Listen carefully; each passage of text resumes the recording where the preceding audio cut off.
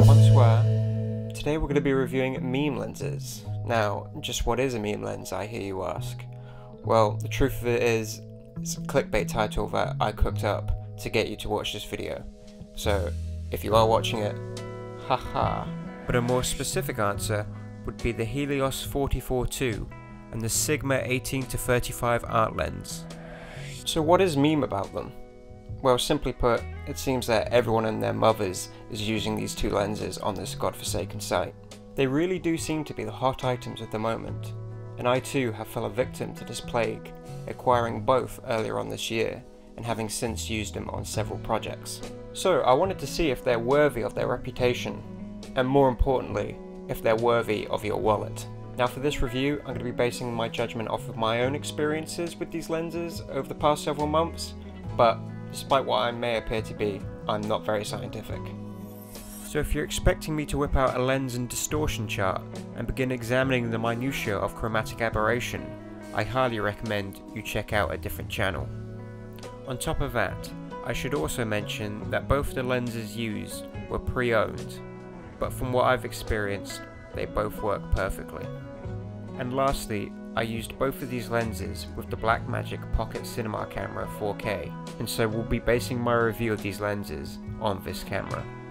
I imagine if you're watching this video, then you probably have a similar setup to me, so hopefully you'll find this useful. So let's start with age before beauty with the Helios. The amount of videos shot on this little thing, and for fairly good reason. This little beauty was birthed from the loins of the Soviet Union, and despite being designed for 35mm stills cameras and being cheaper than dirt, has seen usage not only on every single cinematic YouTube video, but also Hollywood blockbusters like The Batman and June Part 2. Mine, however, came into my possession when I bought it off a good friend of mine for £20 and a pint of beer, and a quick search on eBay reveals that's a pretty standard price, minus the beer. They can get a bit pricey, especially if you're looking to buy one in virtually mint condition, but nothing going into triple digits. I got mine slightly cheaper, and if you do look at the body, the aperture ring is slightly wonky, but I found it still works completely fine, and I've never had a problem with exposure. Now you may find that a lot of the available models may have scratches, fungus, and general imperfections, but personally, I find that to be part of the appeal of the lens, its distinct and flavourful visual character. If you're like me, and you love vintage glass, then this is a truly great little lens. Being A, 58mm, and B, a stills portrait lens, I find that this lens works best when used on close-ups. Most famously of all when it comes to this lens, is its distinctive swirly bokeh that you get when shooting wide open. Another aspect that I love, but don't hear all that often talked about when it comes to this lens, is its relatively low contrast look with very subtle fall off. Now, I know when it comes to that cinematic look, contrast is highly desirable, but I found that when you pair this glass with today's high dynamic range digital sensors, or in this case shooting RAW with an ISO of 400, you can get a greater degree of flexibility when grading in post. I first got proper use of this lens when I was DPing a short film on a 48-hour challenge, and I found this was a great and cost-effective way to instantly add a bit of visual flavour. However, it's not all smiles and roses, as although I do generally like this lens, there are some aspects I do believe could be improved upon. Firstly, although I did just praise this lens for its very distinctive swirly bokeh, it should be noted that 1. You need to shoot wide open to achieve this effect. So if you're like me and shooting on the Pocket 4K, you may want to invest in some ND filters if you want to preserve your ISO and shutter angle settings. Which, when you consider that you may be purchasing this lens due to its low price, buying additional accessories may not be all that desirable. Secondly, said swirly bokeh is only really noticeable if your background has a textural or patterned element. If you film against something blank, you're going to notice zilch. I found something that works particularly well is using leaves and plants as a background to help draw out that look. Lastly, and this part isn't really a negative or a positive, just something to be aware of, but this lens is already tightish at 58mm and when paired with a 4/3 sensor like that of the Pocket 4K, it can result in some very tight shots, so do be aware when you're framing up.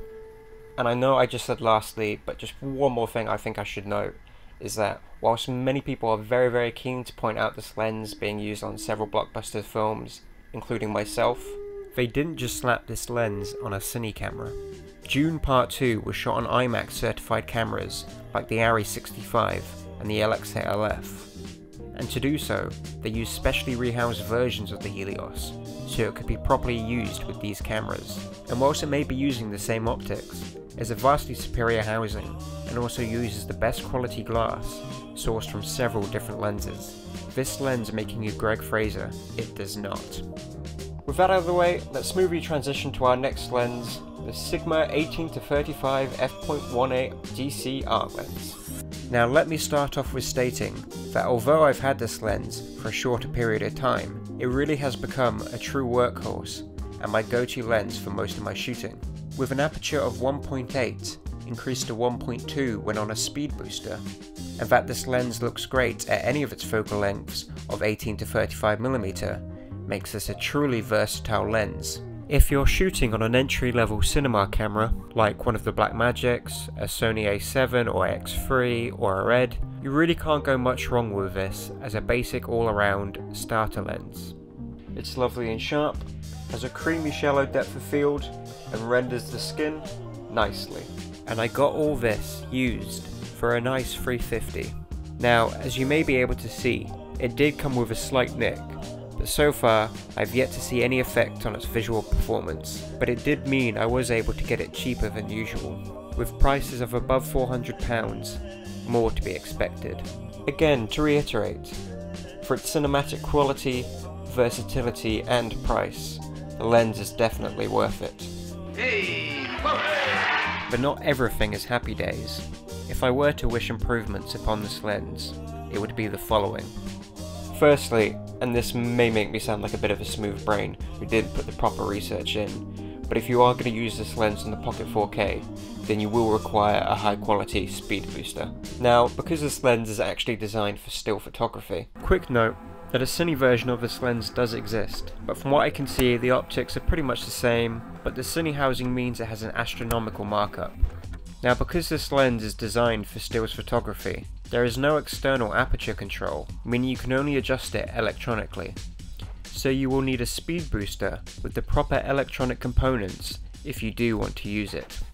Most importantly, don't do what I did and buy the wrong one, then spend several weeks trying to ascertain just why you were plagued with connectivity issues, only to then be forced to solve the problem by throwing money at it. Even with the proper speed booster, I found that I couldn't stop down very far, at max to stop 11. Now, this wouldn't always be a problem, but I found on bright and sunny days, even if I stopped all the way down and shot in an ISO of 100, my footage was still overexposed.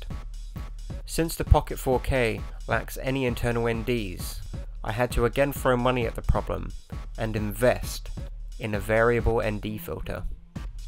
I also found that when shooting at longer focal lengths, my close focus was basically non-existent, capable of only focusing on things a good few feet away. Again, if I was able to stop down further, I could increase my depth of field, but I couldn't, so I can't. But I'm starting to sound like a negative Nancy, so I'll reiterate again my main takeaway from using this lens, and I cannot stress this enough, but it is very good. So I've waffled on for long enough, so let's say we start to wrap things up. And I'll start off by saying that despite several quirks, I've really enjoyed using both these lenses and look forward to using them further in the future. They're truly worthy of their viral reputation. But do I recommend that you spend your money on them? Well, in the case of the Helios, it's a huge yes. Primarily because it's crazy cheap. Any problems that you could have with this lens are obliterated by its low price point. Essentially, you have nothing to lose by gaining one. With the Sigma it's a yes, but a yes with a but. If you are planning on using this lens and you're in a similar position to me, then you definitely have to consider what camera you plan on using it with, as it may require additional accessories so you can truly get the best out of this lens. Even with those extra costs though, it's still one of the best looking lenses at that price point, but still be aware, it may cost you more than you originally think. So thanks again for checking in. Hopefully the next video won't take too long. I actually did a bit of a batch shoot not too long ago.